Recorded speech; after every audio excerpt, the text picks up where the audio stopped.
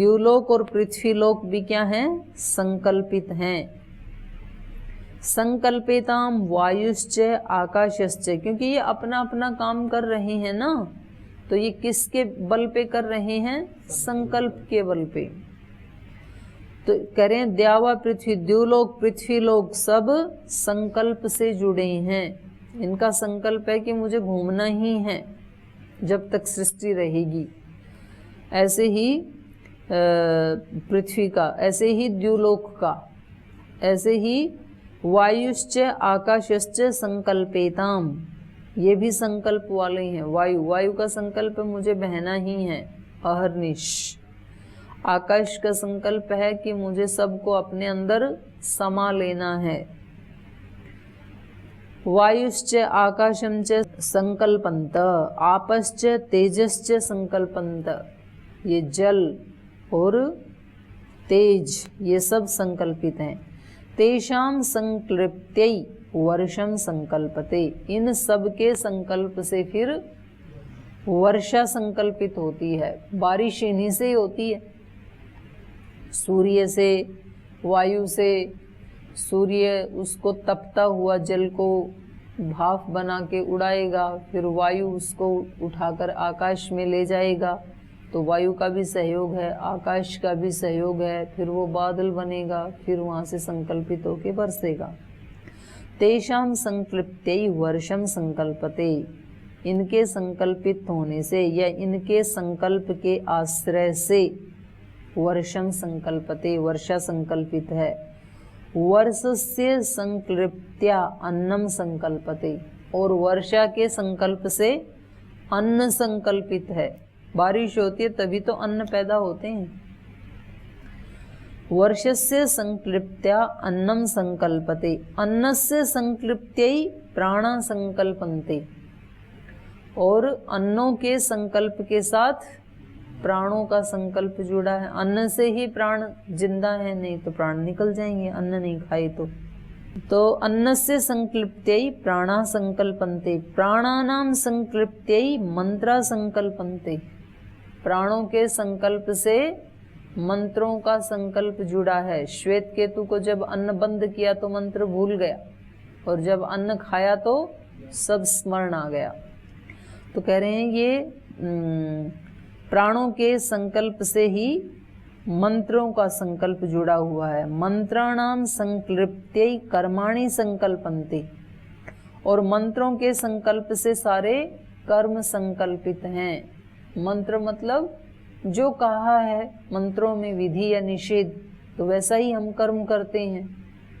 तो शास्त्र के संकल्प, मंत्र मतलब शास्त्र, तो पूरा जो शास्त्र है, पूरा जो शब्द शास्त्र है, उसके संकल्प से हमारे कर्म संकल्पित हैं, कर्म जुड़े हुए हैं, उनका आश्रय ये मंत्र ही हैं। कर्माणाम संक्लिप्त्यै लोकः संकल्पते, और कर्मों के संकल्प से ये लोक संकल्पित है। हम सब जो कर्म करते हैं उसी से तो लोक बनता है। लोक में अच्छाई है या बुराई है, उन्नति है या अवनति है, ये किस पे डिपेंड करता है? हम मनुष्यों के कर्मों पर। यदि हमारे कर्म उच्च कोटि के होंगे तो ये लोक भी उच्च कोटि का होगा, हमारे कर्म निम्न कोटि के होंगे तो लोक भी निम्न कोटि का होगा। तो कर्माणि संकल्पन्ते, कर्माणाम संकल्पते लोकः संकल्पते, कर्मों के संकल्प से लोक का संकल्प बंधा हुआ है, वो संकल्पित होता है। लोकस्य संकल्पते सर्वम संकल्पते, और लोक के संकल्प से ये सब कुछ संकल्पित बंधा हुआ है। लोक लोकांतरों से ही तो ये सारा ब्रह्मांड बना हुआ है। जैसा जैसा जिस लोक का स्थिति है वो सारी उन सब को मिला करके ये सारा ब्रह्मांड बना हुआ है। लोकस्य संकल्पते सर्वम संकल्पते, स एष संकल्पः संकल्पम उपास्व इति। तो ये संकल्प की महिमा है। तो हमें तो पता ही नहीं था ना संकल्प का इतना बड़ा क्षेत्र है। हम तो सोचते हैं बस हम संकल्प ले लेते हैं और फिर हम वैसा कर लेते हैं या नहीं करते हैं। तो मन में संकल्प विकल्प उठते रहते हैं। तो कभी कभी हमारे संकल्प हम लेते हैं, फिर उसमें भी विकल्प आ जाता है। तो जब भी हमारे संकल्प में विकल्प आने लगे तो फिर हम इस मंत्र को याद कर सकते हैं, उपनिषद के इस प्रसंग को, कि संकल्प की कितनी बड़ी महिमा है। संकल्प से ही ये सारे लोक लोकांतर जुड़े हुए हैं। संकल्प से ही ये आकाश, वायु, बादल, ये सब उसी से जुड़े हुए हैं। सब अपना अपना कार्य कर रहे हैं। ये द्युलोक, ये पृथ्वीलोक, तो द्युलोक, पृथ्वीलोक, अंतरिक्ष लोक, तीनों लोक संकल्प से जुड़े हुए हैं। इतना बड़ा इसका क्षेत्र है। तो ऐसा जब हम सोचते हैं तो ये क्या है, संकल्प का फिर उसमें विकल्प नहीं आता, फिर हम उसको पूरा करते हैं। और छोटे छोटे संकल्प जो है ना, उनके प्रति भी उतना ही सजग रहना चाहिए। छोटे छोटे संकल्पों को तोड़ने से फिर तोड़ने की आदत बन जाती है। आपने जब किसी को कहा कि मैं आपसे 10 बजे मिलूंगा, तो आपको 10 बजे ही मिलना चाहिए, अपरिहार्य स्थिति को छोड़ करके। वो अपवाद हो गया। पर उसमें ऐसे नहीं सोचना चाहिए कि 10 बजे मिलने को कहा है तो 10:10 पे भी मिल लेंगे तो क्या बात है, कौन सा 10 मिनट में ऐसी आफत आ गई। आफत तो नहीं आएगी, पर आपका संकल्प की शक्ति कमजोर पड़ जाएगी। आपने कहा कि आज से मुझे 2 रोटी ही खानी है, और खाते समय लगा कि आज थोड़ा अच्छा है तो आज 3 खा लेते हैं, कल से 2 कर देंगे, कौन से आज पराठे बने हैं तो इतने दिन भी तो खाया है, 1 दिन और खा लेंगे तो क्या हो जाएगा। तो 1 दिन और खा लेंगे तो कुछ भी नहीं होगा, पर आपका संकल्प की शक्ति न्यून हो जाएगी। तो छोटे छोटे संकल्प, इसलिए स्वामी जी महाराज जो बोलते हैं ना, वो मतलब ऐसे शब्द पढ़ के नहीं बोलते हैं, अपने जीवन का अनुभव बोलते हैं। वो जब एक किसी चीज का संकल्प करते हैं तो उसको 100% पूरा करते हैं, फिर 100%, उसमें 99 नहीं होता है। और तब फिर उसका ये चमत्कार है, ये जो सारा विराट रूप दिख रहा है। तो ऐसे कोई व्यक्ति थोड़े बोल सकता है इस तरह के, ऐसे बिंदास बोलना, इस तरह के भाषण कोई सोच भी नहीं सकता है। तो ये आत्मबल जो है ना, वो छोटे छोटे संकल्पों को फिर पूरा करते करते करते फिर व्यक्ति के बड़े संकल्प भी पूरे होने लगते हैं। तो इसलिए इन्होंने कहा कि इस संकल्प को तू छोटा मत समझ, इसको ब्रह्म समझ करके, बृहत समझ करके, विराट समझ करके इसकी उपासना कर। स एष संकल्पः, ये संकल्प ही है, इसलिए संकल्पम उपास्व, क्योंकि उसको आत्मज्ञान प्राप्त करना था ना। शब्द तो सारे जानते ही थे नारद, तो उसकी एक स्टेप उसको सिखा रहे हैं कि मन को भी तू ब्रह्म मान करके ऐसा व्यवहार कर मन के साथ। नहीं तो हम तो अपने ही मन को अपना शत्रु बना लेते हैं। ये मन मानता ही नहीं है, क्या करें, मन सुनता ही नहीं है, मन लगता ही नहीं है। कुछ तो यहाँ से इसलिए भाग जाते हैं, बोले मन नहीं लगता है। तो मन तो आपका ही है ना, तो आप मन के पीछे क्यों जा रहे हैं। मन को आपके पीछे रहना चाहिए, जहां आप हो वहां मन रहना चाहिए। हम मन के पीछे भागते हैं कि जी मन उधर जा रहा है मेरा, तो इसलिए मैं उधर जा रहा हूँ। तो ये अध्यात्म में कैसे प्रवेश होगा, तो वो एक एक कदम बता रहे हैं यहाँ सनत कुमार, कि तुम मन को ब्रह्म समझो, संकल्प को ब्रह्म समझो। जो भी संकल्प लिया, छोटे से छोटा संकल्प, सुबह उठने का आपने एक बार संकल्प लिया है तो फिर उठ ही जाना। उस समय आलस से आए तो उसको हटा देना। उस समय ये कहना कि यदि मैंने आलस से किया और थोड़ी देर में नहीं उठा तो मेरी संकल्प शक्ति न्यून हो जाएगी और मेरा अध्यात्म में प्रवेश करने से एक कदम पीछे हट जाऊंगा। इसलिए मुझे मन की बात नहीं सुननी है, अपने संकल्प को सिद्ध करना है।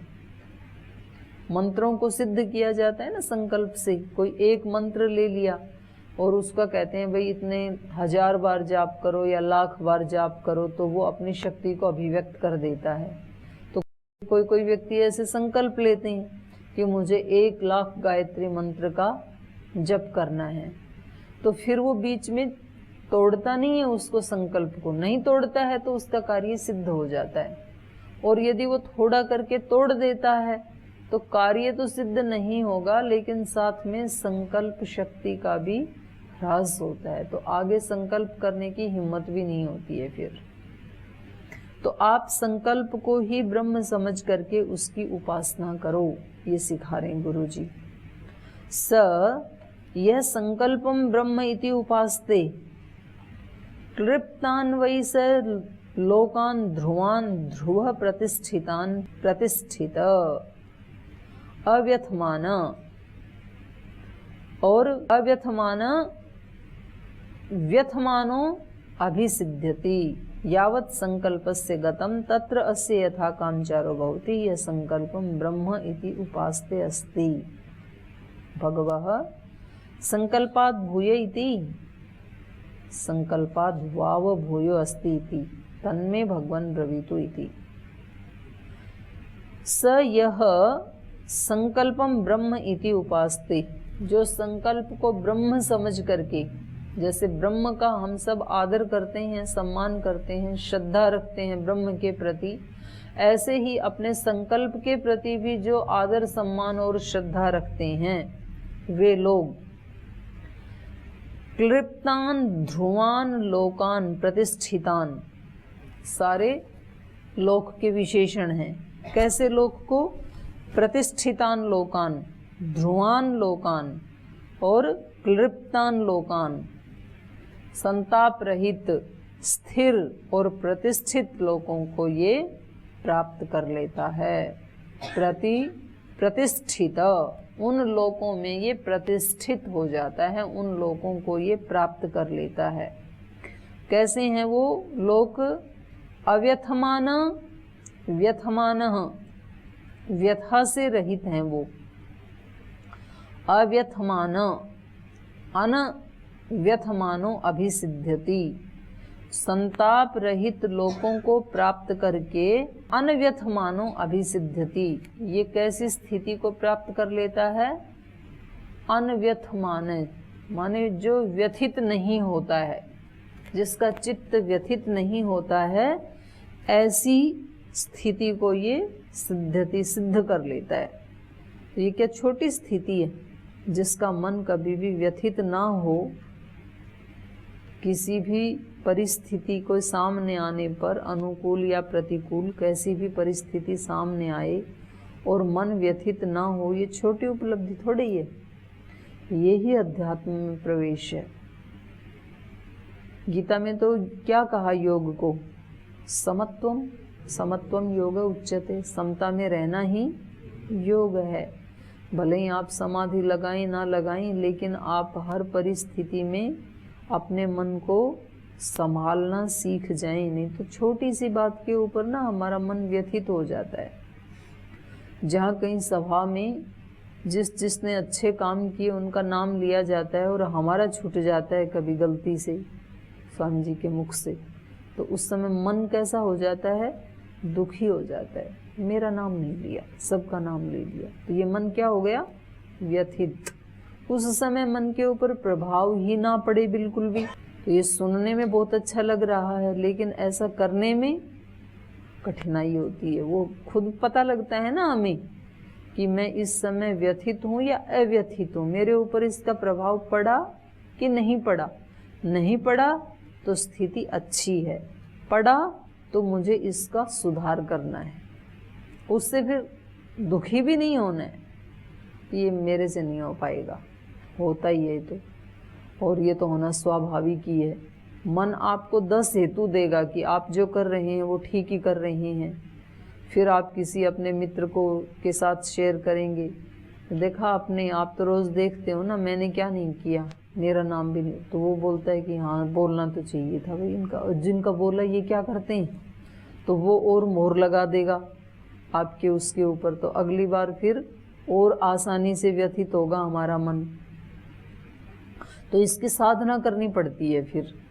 तो ये कह रहे हैं कि जो व्यक्ति अपने संकल्प की, ये मेरा संकल्प है ऐसा बनना, मेरा संकल्प है अध्यात्म को अपने पिंड से अभिव्यक्त करना, ये संकल्प है मेरा, तो कुछ भी आए बीच में पर मेरा संकल्प नहीं टूटेगा। ऐसे जो रक्षा करते हैं तो फिर वो स्थिरता को प्राप्त हो जाते हैं। प्रकृति भी देख लेती है कि भाई इसका संकल्प दृढ़ है, इसको तोड़ा नहीं जा सकता, इसको डिगाया नहीं जा सकता इस व्यक्ति को, तो फिर वो भी किसी और को ढूंढती है।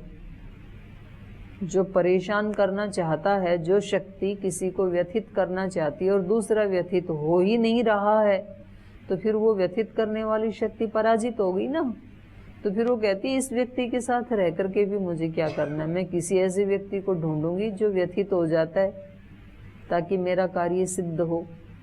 तो फिर उसके इसके सामने ध्रुवान प्रतिष्ठितान लोकान प्रतिष्ठित, फिर ये अचल ध्रुव स्थिर लोकों को, प्रतिष्ठित लोकों को, वो व्यक्ति समाज में एक प्रतिष्ठित अवस्था को प्राप्त हो जाता है। जिस व्यक्ति के बारे में ये पता लग जाता है कि भाई वो इन सारी चीज़ों के आने पर ना तो व्यथित होता है, ना किसी के सामने कोई निंदा चुगली करता है, बल्कि वो स्थिर रहता है, वो अपने लक्ष्य की तरफ बढ़ता हुआ चला जा रहा है, तो फिर सब लोग उसकी प्रतिष्ठा का गुणगान करने लगते हैं।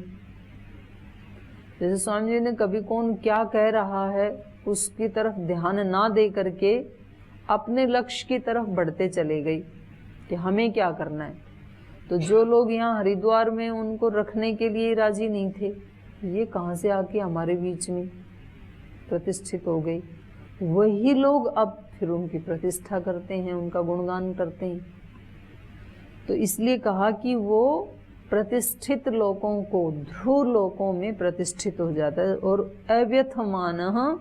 अव्यथमान होता हुआ, व्यथा रहित होता हुआ अनव्यथमानो भी सिद्ध्यति, व्यथा रहित स्थिति को सिद्ध कर लेता है। बहुत बड़ी सिद्धि है ये। यावत संकल्पस्य गतम तत्र अस्य यथा कामचारो भवति। तो जहाँ तक संकल्प का क्षेत्र है, उसकी गति है, वहाँ तक ये इस साधक को पहुँचा देता है निर्बाध गति से। यह संकल्पम ब्रह्म इति उपास्ते अस्ति, जो इस संकल्प को ब्रह्म की तरह से आदर देता है, श्रद्धा रखता है, उपासना करता है। भगवत संकल्पाद भूय इति, इस संकल्प से भी कुछ बड़ा है या यही अंतिम सत्य है? संकल्पाद भाव भूयो अस्ति इति, निश्चित रूप से संकल्प से भी ऊंची चीज है, अंतिम चीज नहीं है ये। तन्मे भगवान ब्रवीतु इति, तो फिर आप मुझे उसी का उपदेश दीजिए, उससे आगे क्या करूं? तो कहा चित्तम भाव संकल्पाद भूय, ये जो चित्त है हमारा, ये संकल्प से भी बड़ा है, क्योंकि संकल्प भी किस में उठते हैं? चित्त में। चित्त भाव संकल्पाद भूय यदा वै चेतयते अथ संकल्पयते अथ मनस्यति अथ वाचम ईरयति ताम ओ नाम्नि ईरयति, नाम्नि मंत्रा एकम भवन्ति मंत्रेषु कर्माणि। चित्त, चित्त का मतलब यहाँ पर चेतना भी है, समझदारी भी है। बोलते हैं ना ऐसे, अरे अभी भी चेत ले, चेत जा, मतलब समझ जा अभी भी। तो जो ये जो चेतना है, एक समझदारी की भावना है, जो चिंतन है, ये क्या है? संकल्पाद भूय। क्योंकि संकल्प भी तो व्यक्ति तभी लेगा ना जब किसी बारे में चेतेगा, इसको चेत होगा कि मैं मनुष्य हूँ, ये मनुष्य शरीर मिला है, क्यों मिला है, इसको प्राप्त करके कितनी उपलब्धि की जा सकती है। ये जब इसके अंदर आएगा तभी तो संकल्प लेगा, ऐसा चिंतन करेगा चित्त में, तो फिर संकल्प लेगा कि भाई ऐसा है तो फिर बनना ही है, फिर सारी शक्ति उधर झोंकनी ही है मेरे को। तो इसलिए कहा कि चित्त है ये संकल्प से भी बड़ा है। यदा वा चेतयते, जब ये चेतता है, जब ये चिंतन करता है, जब ये समझदार बनता है, जब ये जागरूक बनता है, तब मनस्यति, फिर मनन करता है। अथ वाचम ईरयति, और फिर ये घोषणा करता है कि मुझे तो इस मार्ग पे चलना है, ऐसा बोलता है। फिर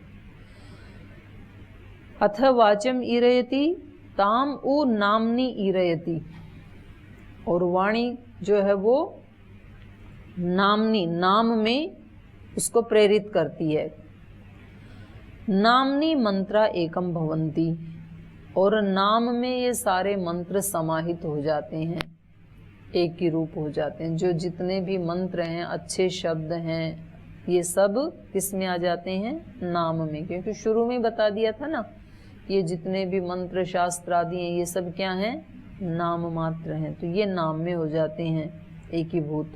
मंत्रेषु, मंत्रेषु कर्माणि, और जो कर्म हैं वो मंत्रों में समाहित हो जाते हैं। जो हम कर्म करते हैं, व्यक्ति जो कर्म करता है तो वो किस में समाहित हो जाता है? मंत्र में। उसी के बारे में तो बोलते हैं ना लोग। सारे जो मंत्र बने ये किसी न किसी महापुरुषों के जीवन चरित्र ही तो है ना। तो हमारे कर्म जो है वो मंत्र में एकीभूत हो जाते हैं। कर्म हैं वो मंत्रों में समा जाते हैं। तानि हवा एतानि चित्तै एकायनानि चित्तात्मानि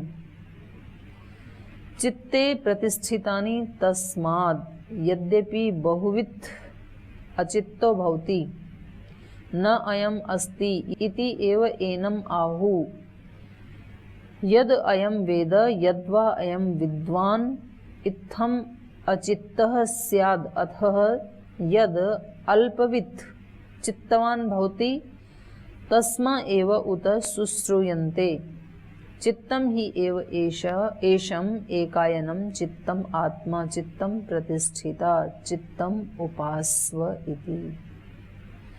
तानि हवा एतानि, इसलिए इस चित्त से ऊपर वाले संकल्प पर्यंत जितने भी मैंने कदम बताई, स्टेप्स बताई, वो सारे चित्तई एकायनानि, चित्त में समाहित हो जाते हैं। उन सब का मूल, नाम से लेकर के संकल्प तक, उन सब का मूल क्या है? चित्त है, चेतना है, समझदारी है, होशियारी है। चित्तात्मनि, ये सब चित्त स्वरूप ही हैं, उसी के स्वरूप के अलग अलग पार्ट हैं। चित्तात्मानि, चित्ते प्रतिष्ठितानि, ये सब चित्त में ही प्रतिष्ठित हैं, नाम से लेकर के संकल्प पर्यंत। तस्मात्, इसलिए, यद्यपि बहुवित, यद्यपि कोई व्यक्ति बहुवित है, बहुवित माने बहुत जानने वाला है, बहुत उसको शास्त्र याद हैं, दर्शन याद हैं, व्याकरण याद है, सब मंत्र याद हैं, वेद याद हैं, उपनिषद याद हैं, सब जानता है वो। यद्यपि बहुवित अचित्तो भवति, लेकिन उसका चित्त कैसा है? अचित्त है, स्थिर नहीं है, उसकी समझदार नहीं है वो व्यक्ति। जानता तो बहुत है, बहुवित है, लेकिन अचित्तो भवति न अयम अस्ति इति। तो दूसरे लोग क्या कहते हैं? न अयम अस्ति इति, इति एव एनम आहुः। दूसरे लोग क्या कहते हैं? अरे कुछ नहीं है, बहुत जानता है लेकिन कुछ नहीं है। क्यों नहीं है? क्योंकि चित्त इसका विचलित है, चित्त स्थिर नहीं है, कोई समझदारी नहीं है, याद तो बहुत है। तो इसलिए यद्यपि बहुवित अचित्तो भवति नायम अस्ति इति, यदि वो बहुत जान करके भी अचित्त है, स्थिर चित्त वाला नहीं है, तो वो ना अयम अस्ति इति, तो वो कुछ नहीं है। और उसके बारे में ना अयम अस्ति इति एव एनम आहु, ऐसा उसके बारे में कहते हैं।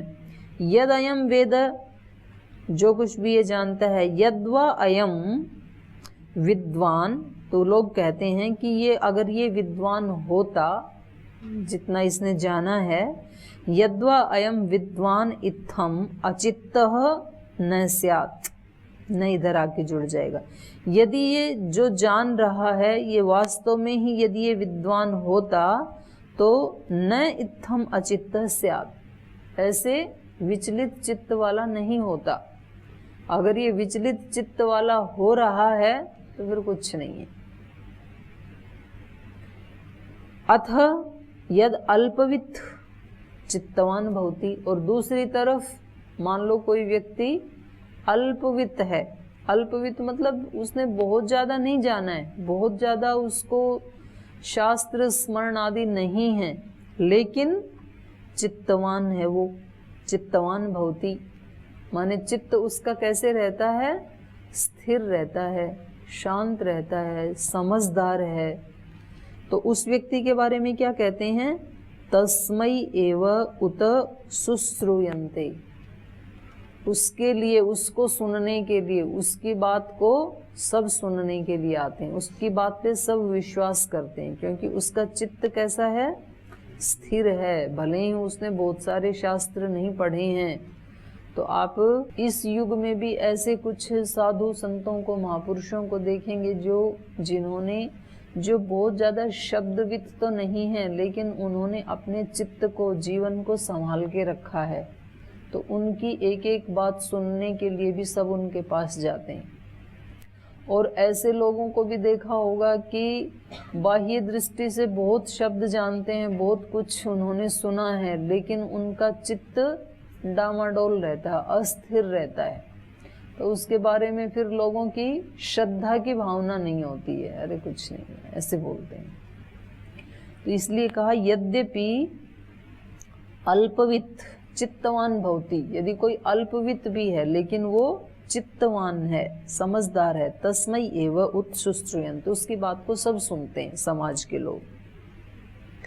चित्तम ही एव एषाम एकायनम, कह रहे हैं ये ऊपर जितने भी बताए हैं इन सब का चित्त ही क्या है, आधार है। एकायन माने आश्रय, आधार। चित्त ही इन सब का, उपरोक्त जो हैं उन सब का आधार है। चित्तात्मा, ये सारे क्या हैं, चित्तम आत्मा, चित्त स्वरूप वाले ही हैं। चित्तम प्रतिष्ठिता, सब चित्त में ही प्रतिष्ठित हैं। चित्तम उपास्व इति, इसलिए तू अपने चित्त की उपासना कर, इसको ब्रह्म समझ करके ब्रह्म की तरह। चित्त कितना विराट है, मन में तो अभी वर्तमान के ही संकल्प विकल्प आते हैं, मनन चिंतन आता है, आज जो सामने है उसको ही मन तो जान पा रहा है, लेकिन चित्त में तो पीछे तक का पूरा रिकॉर्ड है। जो कुछ भी है, सारे संस्कार कहाँ संग्रहित हैं, चित्त में ही हैं। तो चित्त तो एक तरह से हमारा पीछे तक का पूरा एक खजाना है, एक गोदाम है, उसमें सब कुछ एकत्रित है। तो ये इसका बहुत बड़ा इसका फील्ड है। तो तू चित्त की उपासना कर। तो ये आगे का प्रसंग फिर कल पढ़ेंगे, यही पाठ को विराम देते हैं।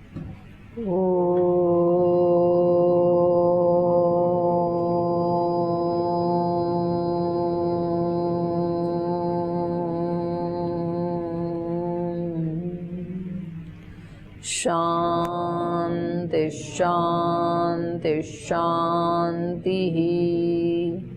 श्री गुरुभ्यो नमः।